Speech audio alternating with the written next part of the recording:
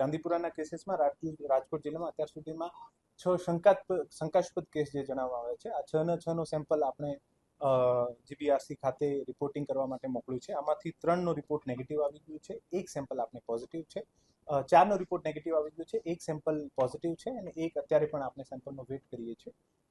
અત્યારે 3 દર્દી એડમિટ છે, 1 વેન્ટિલેટર ઉપર છે અને 2 સ્ટેબલ છે.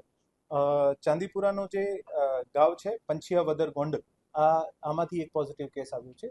પંછિયાવદર ગોંડલમાં 200થી વધુ ઘરોમાં 10,000થી 1,000થી વધુ આબાદીનો સર્વે કરવામાં આવ્યું છે. ત્યાં જેટલા પણ સસ્પેક્ટેડ કેસ છે, હેલ્થની 5થી 6 ટીમો દ્વારા એવરીડે આની સર્વેલન્સની કામગીરી અને જે આપણે આને ડસ્ટિંગ કરીએ છીએ, આ ડસ્ટિંગની કામગીરી સાથે સાથે પોઝિટિવ કેસીસની પેરીમીટરમાં ઇન્ડોર રેઝિડ્યુઅલ સ્પ્રે કહેવાય છે, IRS જેને કહેવાય છે, આ સ્પ્રેની કામગીરી પણ ચાલી રહી છે.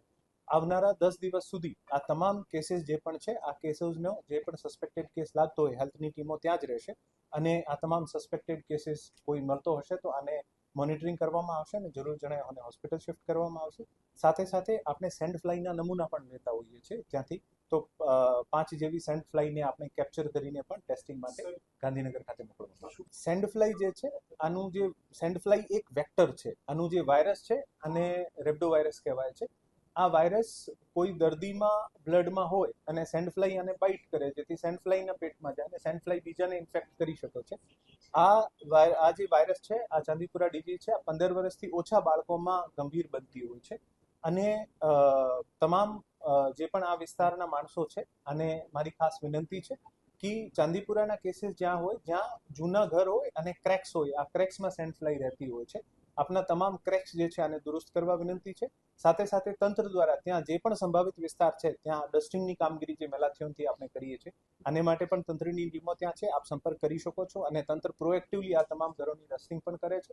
સાથે સાથે આ વિસ્તારના તમામ રહીશોને મારી વિનંતી છે કે અત્યારે જે પણ નાના બાળકો છે અને મોસ્કિટો નેટ જે પ્રેફરેબલી હોય તો આમાં રાખવામાં આવે, જેથી સેન્ડ ફ્લાય બાઇટ નહીં કરી શકે. આ રોગ હ્યુમન ટુ હ્યુમન ટ્રાન્સફર નથી થતું, સેન્ડ ફ્લાય બાઇટ કરશે તો જ થતું હોય છે, જેથી આ રોગની વ્યાપકતા જે આપણે કોરોના અથવા ઇન્ફ્લુએન્ઝા અથવા પાસ્ટમાં ઘણી બધી જે ચેપી રોગ જેને કહેવાય છે આ પ્રકારનું નથી, પણ સેન્ડ ફ્લાય બાઇટ કરે જેથી થાય છે.